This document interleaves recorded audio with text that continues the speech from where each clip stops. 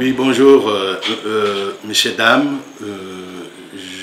Nous sommes heureux de vous présenter aujourd'hui l'économie de la loi votée par le gouvernement italien pour régulariser les clandestins, les travailleurs clandestins.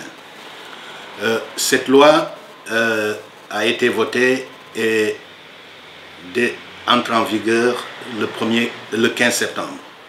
Ça veut dire que qui veut déposer ou bien faire une demande de régularisation d'un travailleur clandestin doit le faire à partir du 15 septembre et jusqu'au 15 octobre. Évidemment, la loi est un peu compliquée, c'est le lieu, c'est le moment de donner certains éclaircissements, parce que ce n'est pas le travailleur clandestin qui fait la demande, c'est plutôt son employeur. Parce que cette loi est d'une manière générale appelée sanatoria. Sanatoria en italien et assainissement en français. Ça veut dire, cette loi donne la possibilité aux employeurs de se mettre en règle avec le gouvernement et d'échapper à de possibles sanctions. Donc, ce n'est pas le travailleur qui demande, mais c'est l'employeur qui demande. Et c'est le lieu de préciser qui est employeur.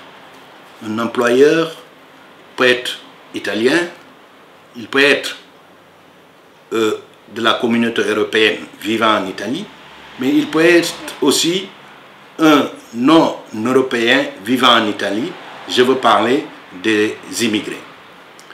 Un immigré peut demander la régularisation d'un autre immigré, à condition que ce premier dispose d'une carte de séjour, actuellement appelée permis de séjour de longue durée communauté européenne. Donc, un étranger, pour régulariser un autre étranger, doit disposer de cette fameuse carte appelée carte de séjour indéterminé. C'est le lieu aussi de préciser qu'il y a d'autres éléments et conditions pour pouvoir régulariser un travailleur. Quand il s'agira d'un travail subordonné dans une entreprise et à travers un employeur responsable d'une entreprise privée, le contrat qui lie cet employeur au travailleur doit être un contrat à temps plein, ça veut dire 40 heures par semaine. L'unique possibilité de faire un contrat à part-time est réservée au travail domestique.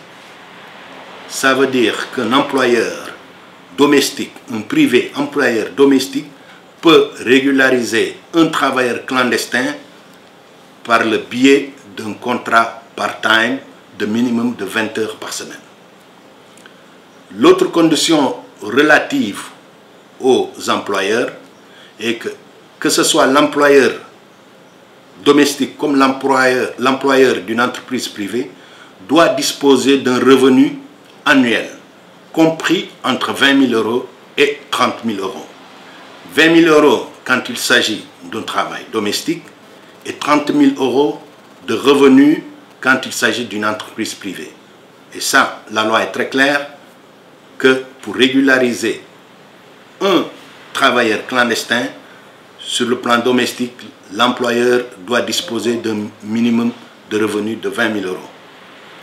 Évidemment, dans le cadre du travail domestique, il y a la possibilité de cumul de revenus pour deux personnes qui habitent dans la même maison, que ce soit un couple ou bien deux personnes qui ont la même résidence. Le cumul de leurs revenus peut permettre la régularisation d'un travailleur clandestin, à condition que le cumul de ces deux revenus ou plusieurs revenus atteint 27 000 €. C'est donc l'autre condition réservée aux employeurs est que l'employeur ne doit pas avoir des antécédents pénaux. Ça veut dire qui ne doit pas être condamné pour des motifs liés à la violation de la loi sur l'immigration. Tout employeur aussi qui avait fait une demande de régularisation dans les précédentes années et qui n'a pas donné suite à cette demande ne pourra évidemment pas bénéficier de cette régularisation. Donc voilà en gros les conditions réservées aux employeurs. Évidemment, il y a un élément coûtant, ça veut dire de l'argent à payer pour pouvoir régulariser les travailleurs clandestins. Et pour cela, le gouvernement a établi la somme de 1 000 € comme contribution forfaitaire à payer dans les caisses de l'État à travers la poste ou à travers les banques.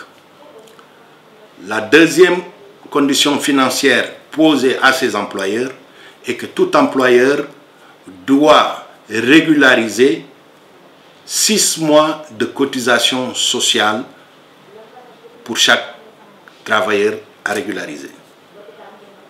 Ces montants de contribution de cotisation sociale sont divers. Je prends l'exemple d'un travailleur domestique avec un contrat part-time. Il faut savoir que le montant à payer est à peu près 120 € par mois. Donc pour les 6 mois, sera à peu près un peu plus de 700 €. Il faut préciser que la contribution forfaitaire doit être payée avant la demande de la régularisation. Par contre, les cotisations sociales, les 6 mois de cotisation sociale peuvent être payés après la demande de régularisation, mais dans tous les cas, avant la convocation à la préfecture pour la signature du contrat de séjour, appelé ici contrat de séjour. Voilà en gros les principales conditions réservées aux travailleurs.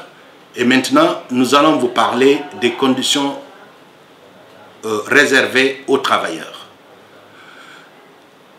Le travailleur qui devra être régularisé par le biais de son employeur doit prouver sa présence en Italie avant le 31 décembre 2011.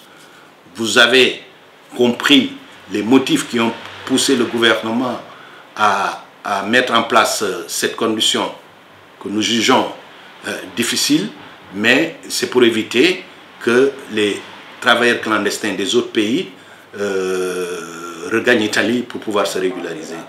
Mais j'avoue que c'est une condition difficile à régler dans la mesure où beaucoup de clandestins vivent en cachette et dans la clandestinité et ont souvent évité de se mettre en contact avec l'administration pour ne pas être dénoncés. Mais on suppose, et là nous attendons encore les informations du ministère de l'Intérieur, d'éclaircissement, mais nous supposons que la carte consulaire, parce que tout étranger qui vient ici en Italie, généralement, ont des contacts directs avec leur consulat. Nous supposons que la carte consulaire peut être une preuve. L'autre preuve, si par exemple, quelqu'un avait fait une demande dans les différentes lois de régularisation, je pense surtout à celle de 2009, une preuve que la personne était ici en Italie et a fait la demande, ce reçu de régularisation peut être une preuve. Mais aussi, qui a pu aller se faire soigner à l'hôpital et à travers la carte sanitaire provisoire, je pense que cet élément peut être aussi une preuve de sa présence en Italie. Donc, la première condition, je la répète, est que la personne doit prouver son existence en Italie avant le 31 décembre 2011. C'est le lieu aussi de parler sur les conditions avec la justice de ces candidats. La feuille de via, qui est une simple feuille d'expulsion que généralement la police ou la gendarmerie délivre aux gens sans papier au moment de leur arrestation, la feuille de via, si elle est seulement une feuille d'expulsion, peut être aussi une preuve, non seulement une preuve de sa présence en Italie, mais aussi la personne qui a seulement une feuille de via peut se régulariser sans problème.